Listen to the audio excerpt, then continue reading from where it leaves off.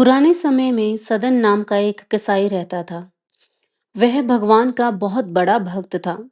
हालांकि उसका काम मांस बेचना था, लेकिन वह कभी भी अपने हाथों से पशु वध नहीं करता था। दूसरे लोगों के द्वारा कटा हुआ मांस ही वह बेच देता था। सदन का मन हमेशा भगवान श्री हरि के चरणों में लगा रहता था। दिन रात उसके मुख से केवल हरि हरि नाम ही निकलता था। भगवान अपने भक्त से दूर नहीं रहते। इसलिए एक दिन भगवान ने उसकी परीक्षा लेने का विचार किया।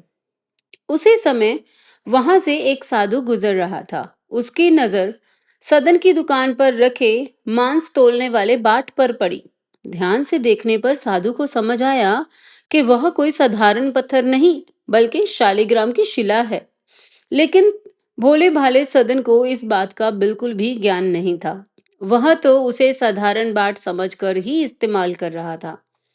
साधु ने सदन से वह पत्थर मांग लिया और सदन ने बड़े प्रेम से वह पत्थर उन्हें दे दिया। साधु शालिग्राम शिला को अपने स्थान पर ले गए और विधि पूर्वक उनकी पूजा करने लगे। रात में भगवान ने साधु को स्वप्न में दर्शन देकर कहा, तुम मुझे यहाँ क्यों ले आए? मैं तो अपने भक्त सदन के पास बहुत सुख में था। जब वह मुझे अपने हाथ में उठाता, तब उनके प्रेम भरे स्पर्श से मुझे बड़ा ही आनंद मिलता। मुझे एक पल के लिए भी उसके बिना अच्छा नहीं लग रहा। तुम मुझे वापस उसके पास छोड़ आओ। सुबह होते ही साधु को अपनी भूल का एहसास हुआ। साथ ही उसकी आंखों में आंसू भी थे कि भगवान न जाने भक्त की कौन सी ऐसी बात है जिससे वो रीझ जाते हैं। वे तुरंत शालिग्राम लेकर सदन के पास पहुंचे और सारी बात बता दी। यह सुनकर सदन भगवान की कृपा देखकर भाव विभोर हो गया। फिर वह शालिग्राम को लेकर भगवान श्री जगन्नाथपुरी की यात्रा पर निकल पड़ा। रास्ते में रात होने पर सदन एक गांव में एक गृहस्थ के घर में ठहरा। उस घर में पति पत्नी रहते थे। उस स्त्री का आचरण अच्छा नहीं था। उसने जब सुंदर और तेजस्वी सदन को देखा तो उसके मन में गलत विचार आ गए। आधी रात को वह स्त्री सदन के पास आई और उसे बहकाने लगी। सदन ने हाथ जोड़कर कहा कि माँ, आप मेरी माता के समान है, कृपया मेरे धर्म की परीक्षा मत लीजिए, मुझे आशीर्वाद दीजिए।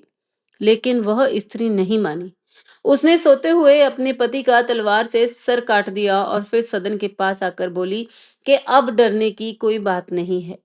मैंने अपने पति का वध कर दिया है। अब आप मुझे स्वीकार कर लीजिए। यह सुनकर सदन कांप उठे। जब स्त्री ने देखा कि सदन उसकी बात नहीं मानेंगे, तो वह जोर जोर से रोने लगी। गांव के लोग वहां इकट्ठे हो गए तो उसने लोगों को झूठ कहा कि इस यात्री ने मेरे पति की हत्या कर दी और अब ये मेरे साथ जबरदस्ती करना चाहता है। लोगों ने बिना सच्चाई जाने सदन को बुरा भला कहा और उन्हें मारने भी लगे। मामला न्यायाधीश तक पहुंच गया। सदन सब कुछ भगवान की लीला समझकर शांत रहे। उन्होंने अपने बारे में कोई भी सफाई नहीं दी। अंत में न्यायाधीश ने उनके दोनों हाथ कटवाने का आदेश दे दिया। सदन के दोनों हाथ काट दिए गए।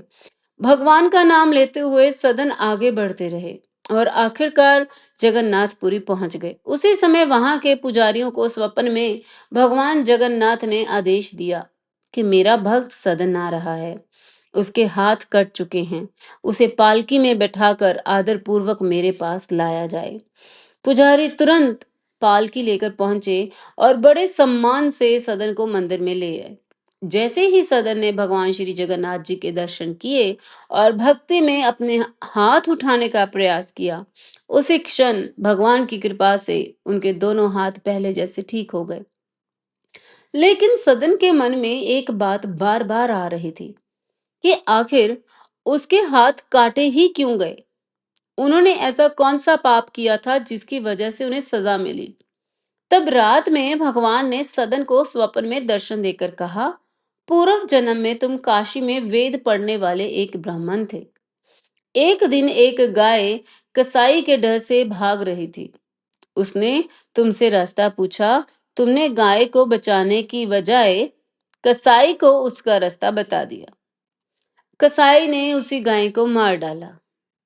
उसी पाप के कारण इस जन्म में तुम्हें कसाई बनना पड़ा और उसी कर्म के फल से तुम्हारे हाथ काटे गए।